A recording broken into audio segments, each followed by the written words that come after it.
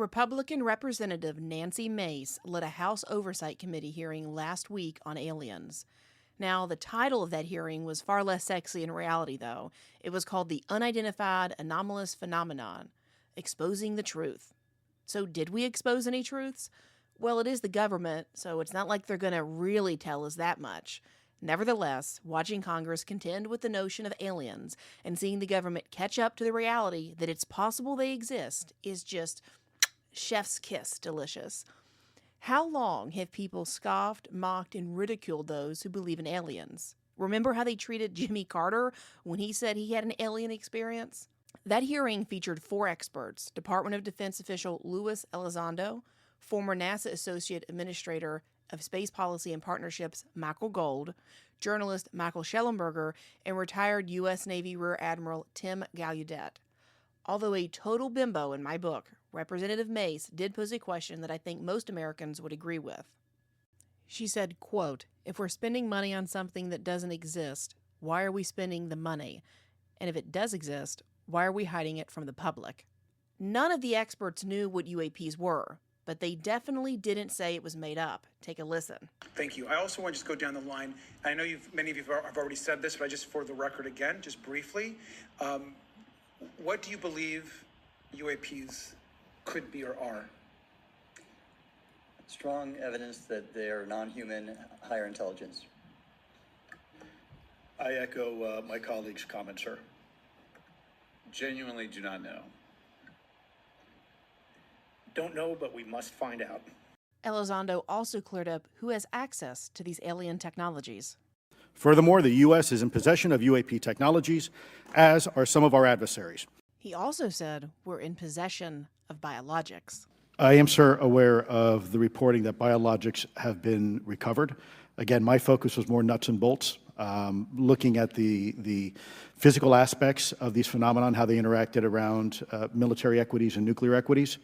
So I'm certainly not a medical expert. I would not be able to probably provide you a whole lot of value in that simply because I don't have the expertise. But was anything described as that we have possession of bodies? Yes, yes. We have is it multiple types of creatures or? Sir, I couldn't answer that. I can tell you anecdotally that it was discussed quite a bit when I was at the Pentagon. The problem is the supposed collection of these biological samples occurred before my time, in fact, before I was even born.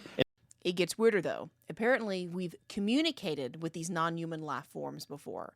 And I'm not talking about Joe Biden here.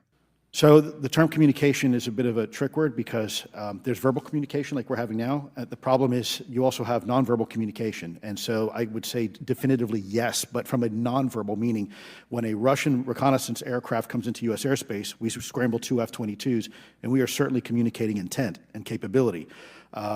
I think the same goes with this. We have these things that are being observed over controlled U.S. airspace, and they're not really doing a good job hiding themselves. They're making it pretty obvious they have the ability to even interfere with our nuclear equities and our nuclear readiness. And apparently the government has been trying to make these UAPs for themselves. Representative Mace asked if UAP crash retrieval programs exist and if they are, quote, designed to identify and reverse engineer alien craft. Has the government conducted secret UAP crash retrieval programs, yes or no? Yes. Okay, were they designed to identify and reverse engineer alien craft, yes or no? Yes. Elizondo nearly invoked an intergalactic war when he said this. I believe we are in the midst of a multi-decade secretive arms race, one funded by misallocated taxpayer dollars and hidden from our elected representatives and oversight bodies. An arms race with aliens? This is the stuff political porn is made of, am I right?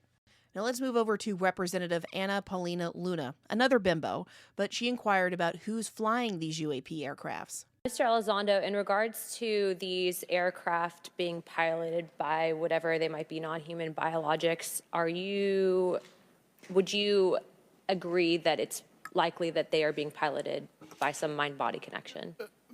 Ma'am, I think it is safe to presume here that they are being intelligently controlled because some cases seem to anticipate our maneuvers, and in other cases they seem to, I came across an email where the word stalked was used in a very secure email between Navy officers discussing their ships being pursued by a UAP.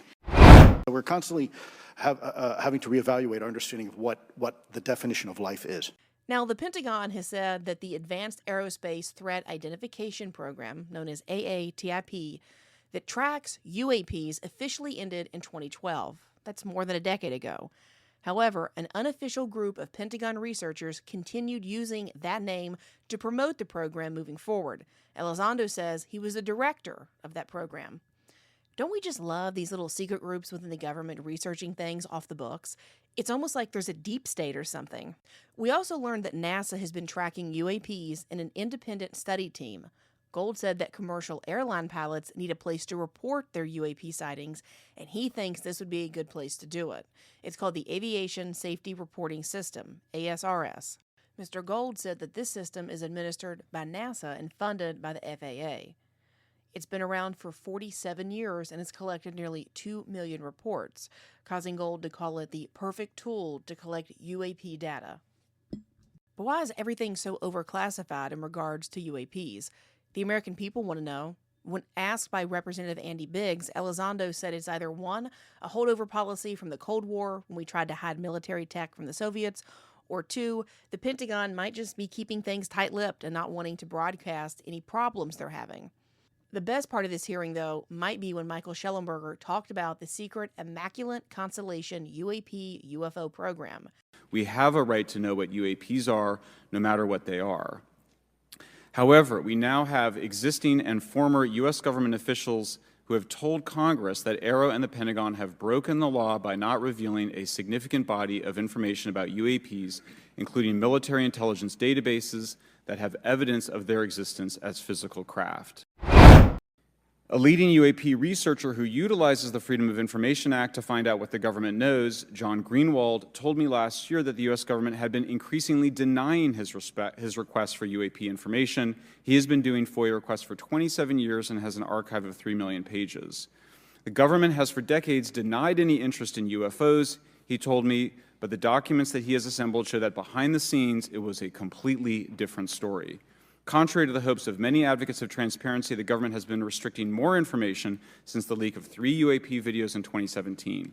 The DoD organization AARO has been labeling many documents with a B7 exemption, which Greenwald says does not make any sense. Well, check that out. The government has been denying these things exist for decades while simultaneously putting people on watch lists if they even mention one of their UAP programs. That sounds about right when it comes to the government. As Patrick Henry once said, the liberties of a people never were, nor ever will be, secure when the transactions of their rulers may be concealed from them.